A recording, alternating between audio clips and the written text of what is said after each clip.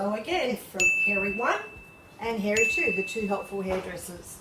And today what we're going to be showing you is on our lovely model Ali is how to do a basic retouch application without avoiding overlapping, which can cause your colour to go too dark and dry the hair out. So today Jenny's going to give you a brief outline whilst I section up the hair and show you in 4 sections to make it easy for you to work on. And you'd usually start from the back, and the reason you do that is most times most people's greyest area is at the back.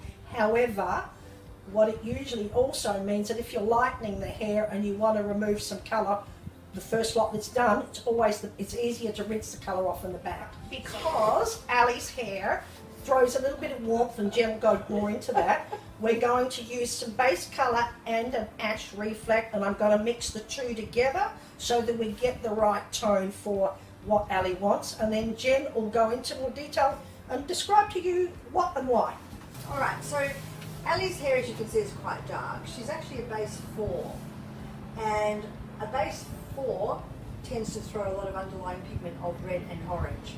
So therefore, if she's only even going one shade lighter, which she is, a base 5, she's going to throw that reflect.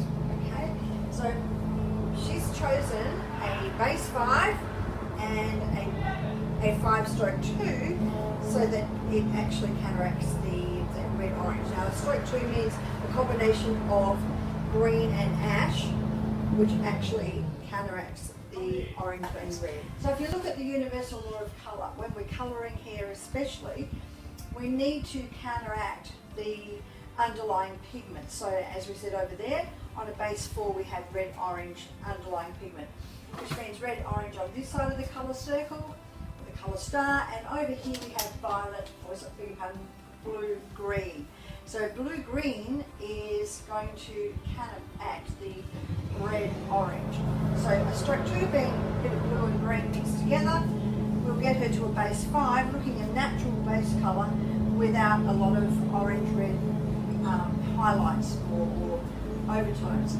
So you can see down here we've actually given you a chart to show base 5 here using blue ash to counteract the red oranges that will be thrown up as the hair lightens. Over to you, Hairy 1. I just thought I'd make a comment about the lovely background noises that we've got happening because we've set up this makeshift salon, if you will. It's actually on my back deck in my house, and the guy next door has just decided to mow his damn lawn while we're in the middle of doing this. And we are in isolation. Yes, we are are. on lockdown, so we have to do this from home. I'm a novice at doing this on camera. Not a novice at doing this because between the two of us, we've got 100 years of experience. But don't tell anyone, okay? So what I'm doing You got here, more than me. Yeah, yes, I've got. Thank you for pointing that out. There's a special word for her, witch, and it starts with a different letter. No, I'm Hairy 2. Hairy 2, Hairy 2. Now you'll notice here what I'm doing is I have not used the standard applicator that comes with the product because quite frankly it is very difficult to get a really good accurate application. Now if you can't get access to one of these from one of the shampoo shops or online, here's the thing. Good old-fashioned pastry brush. You can use that, will do exactly the same thing. And okay? And a plastic mixing bowl, not a metallic one. Yeah. Now, why not metallic? Because Hairy 2? It reacts with the peroxide in the developer in the colour, and therefore it will actually heat up. It could. Some colours may, some colours may not, but you'll get a very metallic reaction. It means that your scalp will get very hot. And that could cause a little bit of breakage, what we call that Clayton's or chemical haircut, right? So always use plastic or glass if you're going to use something from home to mix your colours, or invest in one of these plastic tint bowls that you can pick up. Aside from that, what we're going to be doing is with this road test, because we're only doing the retouch only, because what happens, Hairy 2, if people keep taking the box instructions say, you know, do your regrowth for 20 minutes and then take it through to the ends for the last 10. Total development time 30 minutes. However, what happens, Harry, too, when colour on colour? When colour goes on colour, it just develops more pigments in the already coloured hair. So while it might be the colour that you're lightening, it will only add more pigment. So therefore it actually gives the impression of looking darker. So many of you may have experienced this when you're doing colour at home, or if someone's put the colour through for too long on your ends, they end up darker than the regrowth area. So colour on colour just keeps getting darker and darker, and you can't get rid of it that easily either. So you should always just do your regrowth, and really the ends only need to be lightened at the last, like freshened up at the last minute, just to take away any fadage that might be bringing up warm reflect, which actually you can see here, can't you, in the ends of the hair. There's a little bit of warmth Ali's got happening. some old foils growing out here, which is really nice, but we don't want to recolour over the top of those either, because she paid a lot of money for these subtle foils and doesn't want me to darken them up.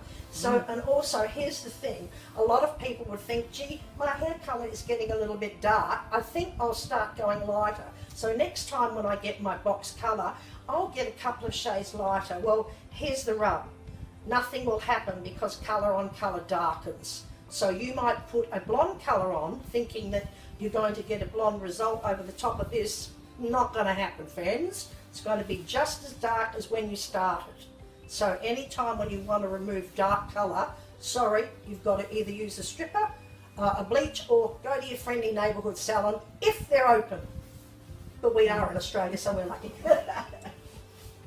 Ah, yes. So what we did initially was we divided the head into 4 sections, from ear to ear and then front to back, and then we split that. This is for you to make it easy, so as Harry too says, so you don't miss any spots. And then you start at the narrow section here and work your way down like that to the widest part, right? And just taking small sections, and then just keep applying just on your regrowth area only. And very important to make sure you get that hairline too. Yeah. And another thing, Harry too, we remind everybody, do not do your hairline first. The reason is, everybody thinks, oh, I've got lots of greys around my hairline and I'll need to pack a lot on to cover it. Wrong. The problem is, around this hairline here, the hair is quite a lot finer than the rest of the head. And if you put this same colour and pack it on through here, what happens is you get a very dark perimeter right around your face, which is not a very good look. See how I've been messy? And I've oh my God, Harry. I'm out of practice, Harry, too, right? Don't do this much of this anymore. And so I tinted her forehead as well, at no charge, I might add. And so when we come to take this off, Can you do enough of design so that it looks better? I could do a tattoo over here. Yeah, he's busy. What about I blacken her eyes? Yeah. Let me have you. Anyway, what we do then, if you're doing your colour at home and you find that you can't get your stain off around the hairline, a really good trick is, well, to show the emulsifying after, but if you still can't do it, just go into your bathroom and get your facial exfoliant, because the reason why the stains around here more so than the rest of it is that, you know, when we put our moisture on as ladies, we don't usually go right up into our hairline because we don't want to mess up our hair. So this area right around here is usually the driest spot on your face and on your head. So therefore the stain sticks to it like, you know, to a blanket. So what you have to do then is put your exfoliant on, and when you rub that, you actually remove the dead skin cells, and guess what? Voila. Presto, the colour comes off with it. So that's an easy way to fix it, And you all have right? your skin. You know, the other thing you can do also, especially using dark colours, is put a little bit of a line of your conditioner around your face, around your hairline before you start. Just Which so I that- didn't do. We've noted that, hairy one, but that's okay. It's a good thing I'm self-employed, otherwise I'd get fired. All right, we done? Yes. Now, excuse me, Harry, too. Would you put the timer on, please? Correct. Yes. We're going to time for 30 minutes roots only. We're not taking it through to the ends at all because we don't want to add more colour colour to these mid-lengths and ends because, as we said before, it's going to make it go darker, and that's not what we want. So, are you finished with your lessons? Are we signing off for a moment? We'll while sign we're off all processing? these processes for 30 minutes and then we'll come back to you. Okay, Result. see you after the break. Hello, and we're back with our model Ellie, and we've taken the colour off. We emulsified it around the face so that you can see she's got a lovely clean hairline, no dark colouring where Hairy one put a lot of colour on her face, but we got that off. We're emulsifying, and we've done a dry off, and we're just checking the colour. Little bit of probably about 40% grey, and it has covered. And we only did the regrowth, remember, so we've still got the highlights coming through the ends, so you can see the warmth there, but not too much warmth in the actual retouch application that we did.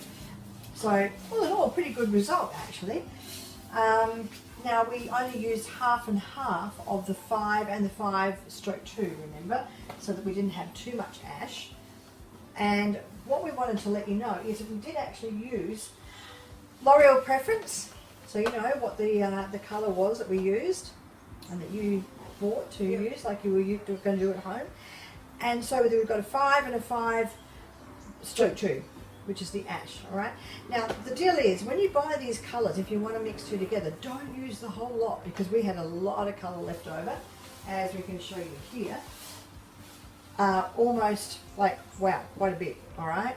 So you should only use half of each bottle, or a third and 2/3 when you're mixing them together. And they'll keep, you can keep them in the bowl. That's why it's a good idea to mix them in a separate bowl and not use the applicator bottle. So you can put them away and use them next time and not waste your money on having to buy 2 colours and then throwing it all away, all right?